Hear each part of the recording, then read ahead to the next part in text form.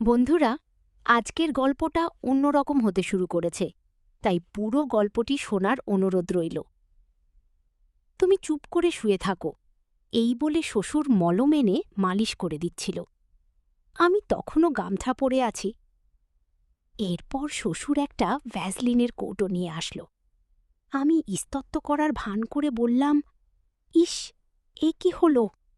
আমি হলাম সুমন। আমার স্ত্রী এখনও জীবিত।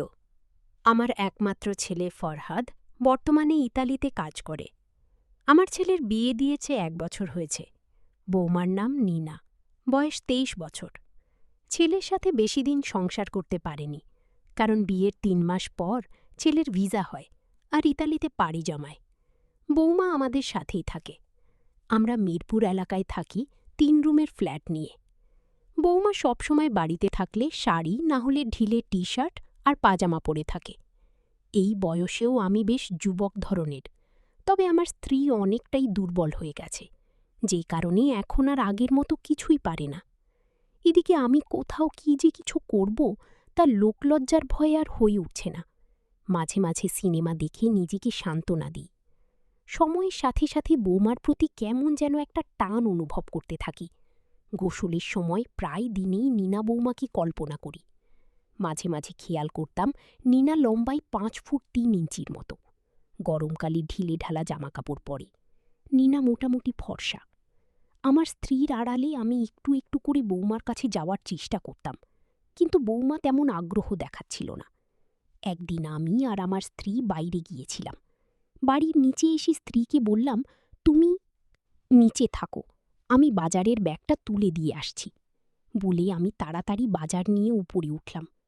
আমার কাছে চাবি ছিল, তাই দরজা খুলে বাড়িতে ঢুকলাম, কিন্তু বৌমাকে দেখতে পেলাম না। মনে মনে ভাবলাম, ওর তো এখন বাড়িতে থাকার কথা। বৌমার রুমের কাছাকাছি যেতেই ওর রুম থেকে কেমন যেন আওয়াজ পেলাম। রুমের দরজার কাছে গিয়ে দেখি দরজা একটু খোলা। সামান্য উঁকি দিতেই দেখি বৌমা সিনেমা দেখছে। বিছানার উপর দেয়ালে হেলান দিয়ে বসা, ডান পাশে একটা সীসা আর একটা ভ্যাসলিনের কৌটো। একটু পর সিনেমা দেখতে দেখতে কি যেন করতে শুরু করল। বন্ধুরা, ইউটিউবের কড়া নিয়মের কারণে কিছু ঘটনা সরাসরি বলা যাচ্ছে না। তোমরা কমেন্টে দেওয়া লিঙ্ক থেকেই আমার ওয়েবসাইট ভিজিট করো। সেখানে একদম মনের মতো গল্প দেওয়া আছে, যেগুলো ইউটিউবে পাওয়া যায় না। বৌমার কার্যকলাপ দেখি আমার মনে আনন্দে ভরে গেল। সে কি শব্দ সারা ঘরে! আমি কোনোভাবেই নিজেকে সংযত করতে পারছিলাম না। ওদিকে আমার স্ত্রীর উপরে ওঠার আওয়াজ পাচ্ছি, তাই দ্রুত আমি বাড়ি থেকে বের হয়ে কলিং বেল দিলাম। একটু পর বৌমা দরজা খুলল। দেখলাম মিনা অনেকটাই ঘেমে গেছে আর মুখ একটু লাল হয়ে আছে। আমি আর ওর শাশুড়ি ঘরে ঢুকলাম। মনে মনে ভাবলাম, ইস, বেচারিকে ডিস্টার্ব করলাম। একটু পর জিজ্ঞাসা করলাম, কি ব্যাপার বৌমা, তুমি কোনো কাজ করছিলে নাকি?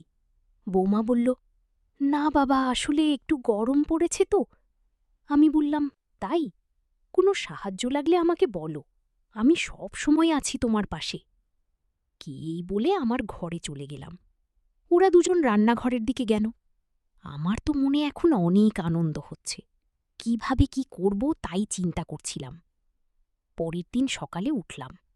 খবরের কাগজটা নিয়ে দেখি বৌমা রান্নাঘরে রুটি বানাচ্ছে। কেউ অফিসে যায় না, তাই কোনো তাড়াও নেই।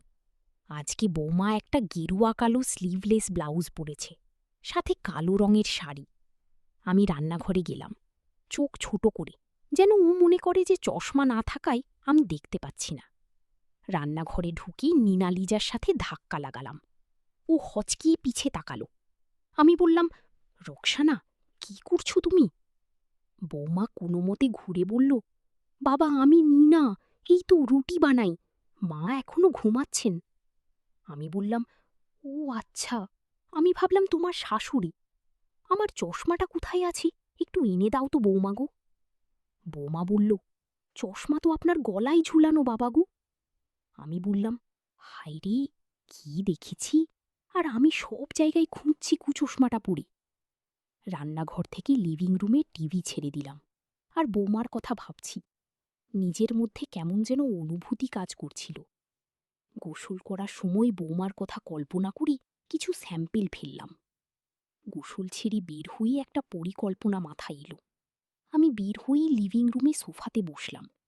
এমনভাবে বসলাম যেন বৌমা সহজেই লক্ষ্য করতে পারি। একটু পর লিভিং রুমে এসে খেয়াল করল, কিন্তু না দেখার ভান করে চলে গেল। বিষয়টা আমার বেশ ভালো লাগছিল। একটু পর বৌমা বাথরুমে কাপড় ধুতে গেল, আমিও গেলাম পিছনে। যাওয়ার আগে রুমে উকি দিয়ে দেখলাম রোকসানা রুমে শুয়ে আছি। আমি একটা চেয়ার নিয়ে বাথরুমের দরজার সামনে বসলাম। বৌমা কাপড় ধুচ্ছে আর আমাকে দেখে বলল, বাবা, আপনি এখানে কি করছেন? আমি বললাম, না, হয়েছে কি, তোমার সাথে তো কথা হয় না, তাই ভাবলাম একটু কথা বলি। আমার ছেলে কি তোমাকে ফোন দেয়? কথা হয়? বৌমা বলল, জি বাবা, হয়। ও নাকি ভালোই আছে। সামনের মাসে টাকা পাঠাবে কি? কথা শেষ হতেই রুকসানার রুম থেকে বেরোবার আওয়াজ পেলাম। তাই আমি উঠে বললাম, ঠিক আছে নিনা, পরে কথা হবেছি বলে উঠে গেলাম। বৌমা কাপড় কেচে গোসল করে নিল। এরপর আমরা সবাই একসাথে দুপুরের খাবার খেলাম। তখন বাজে 2টো কি 3টে। খাবারের পর একটু ঘুমালাম। ঘুম ভাঙল 5টার দিকে। উঠে মুখ ধুয়ে দেখি বৌমা একটা কালো ম্যাক্সি পরে রান্নাঘরে কি যেন ভাজছে। এই সুযোগে আমি সকালের মতো চশমা খুলে রান্নাঘরে গেলাম। বাম হাত দিয়ে বাতাবি লেবু ধরে বললাম, কি ভাজছ রোকসানা? বৌমা একটু চমকে গিয়ে বলল, আমি নিনা বাবা, একটু পাকোড়া ভাজছি, শাশুড়িমা রুমে আছে। খুমি বললাম, ও আচ্ছা, সরি, আসলে চশমা ছাড়া কিছুই বুঝতে পারি না। গিয়েই বলে আমি চলে এলাম রুমে। একটু পর ডাক দিল যে সব নাস্তা টেবিলে দেওয়া হয়েছে। আমি আর ওর শাশুড়ি গেলাম ডাইনিং টেবিলে। আমরা সবাই একসাথে খাবার খেয়ে নিলাম। এরপর আমি উঠে লিভিং রুমে গিয়ে টিভিটা ছাড়লাম আর বৌমাকে বললাম 1 কাপ চা দিতে। কিছুক্ষণ পর বৌমা চা নিয়ে আসলো। ভাবলাম, এইবার আর আড়ালে রাখা যাবে না, সরাসরি দেখাতে হবে। নিনা যখনই চা দিতে এলো তখন ফ্যানের বাতাসে লুঙ্গি উড়ছিল। বৌমা আমার হাতে কাপ দিয়ে আমার দিকে কিছুক্ষণ তাকিয়ে রইল। আমি তখন ইতস্তত করার ভান করে বললাম, ইস, এ কি হল? এমন পরিস্থিতিতে বৌমা একটু অস্বস্তিতে পড়ে গেল আর দ্রুত সেখান থেকে চলে গেল। একটু পর রান্নাঘরের দরজার পাশে দাঁড়িয়ে আমার দিকে উকি দিল আর একটা মুচকি হাসি দিয়ে চলে গেল। আমিও একটু অবাক হলাম ওর কাজ দেখে। মনে হলো সবুজ সংকেত পেয়েছি। পরের দিন সকালে উঠে দেখি ঘড়িতে 8:30 বাজছে। তাড়াতাড়ি মুখ ধুয়ে পেপার এনে রান্নাঘরের দিকে গেলাম। দেখলাম বৌমা কালকের শাড়ি ব্লাউজ পরে আছে। আমি সোজা রান্নাঘরে ঢুকে বললাম, বৌমা কি করছো? ও ঘুরে আঁচল দিয়ে মুখের ঘাম মুছতে মুছতে বলল, বাবা, সকালে নাস্তা বানাচ্ছি। এই বলে নিচের দিকে এক পলক তাকিয়ে একটা হাসি দিয়ে বলল, মা ওঠেনি বাবা গো। আমি বললাম, আমিও না, এখনও ওঠেনি, তুমি চাইলে উঠাতে পারো। বৌমা বলল, মানে? আমি বললাম, না কিছু না, আমাকে 1 কাপ চা করে দেবে? আমি লিভিং রুমে বসছি, তুমি চা নিয়ে এসো। এ বলে লিভিং রুমে গিয়ে টিভিটা হালকা শব্দ দিয়ে খবর চালু করলাম। গতদিনের মতো আজকেও একটি ঘটনা ঘটালাম। মনে হচ্ছে ধীরে ধীরে কাজ হবে। নাস্তা শেষ করে আমি উঠে রুমে গিয়ে টিভিটা চালালাম। হঠাৎ নিনার শাশুড়ি এসে বলল, বাজারে তো কিছুই নেই, একটু গিয়ে নিয়ে সুখো। আমি ব্যাগটা নিয়ে নিচে নামলাম। রাস্তায় এক বয়স্ক রিকশাওয়ালা দাঁড়িয়েছিল। চেহারায় শান্ত একটা ভাব। বয়স হবে 40-45-এর মতো। নাম বলল জসিম। ওই রিকশায় চড়ে বাজারে চলে গেলাম। বাজার করতে করতে সময় লেগে গেল 1.5 ঘন্টার মতো। সব কেনাকাটা করে বাড়ি ফিরলাম। ওপরে উঠে কলিং বেল দিলাম। বৌমা দরজা খুলে দিল। একটু ক্লান্ত দেখাচ্ছিল ওকে। আমি ঢুকতে ঢুকতে বললাম, তোমার শাশুড়ি কই? ও হেসে বলল, পাশের বাড়িতে গেছে। আমি বাজারের ব্যাগ রান্নাঘরে রেখে বসে পড়লাম। বৌমা উয়ে বসে ব্যাগ খুলে একে একে সব বাজার বের করছে।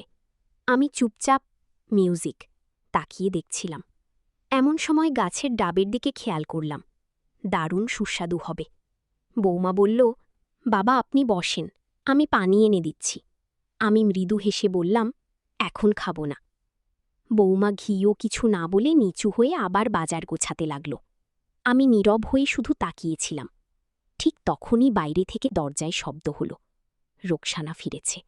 আমি একটু অপ্রস্তুত হয়ে চেয়ার টেনে উঠে দাঁড়ালাম। বৌমা তাড়াতাড়ি সব ঠিক করে নিয়ে স্বাভাবিক হয়ে গেল, যেন কিছুই হয়নি।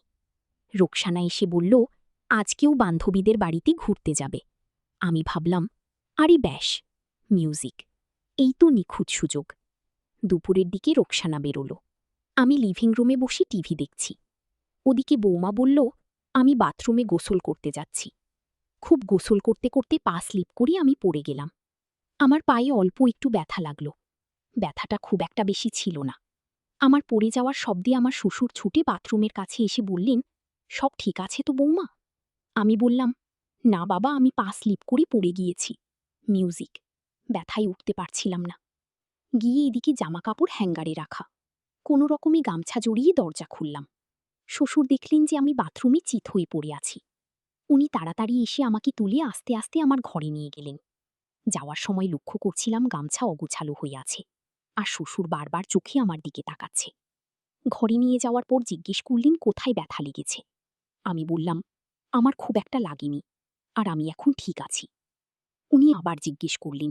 আমি খানিকক্ষণ চুপ থাকার পর বললাম, বাবা, আমার পা আর কোমরে ব্যথা লেগেছে গো। আমার কথা শুনে শ্বশুর বলল, দারু, তোমার প্রাথমিক চিকিৎসা করাতে হবে। আমি মলম দিয়ে দিচ্ছি, তাতে ব্যথা কমে যাবে। তুমি চুপ করে শুয়ে থাকো। এই বলি শ্বশুর মলম এনে মালিশ করে দিচ্ছিল।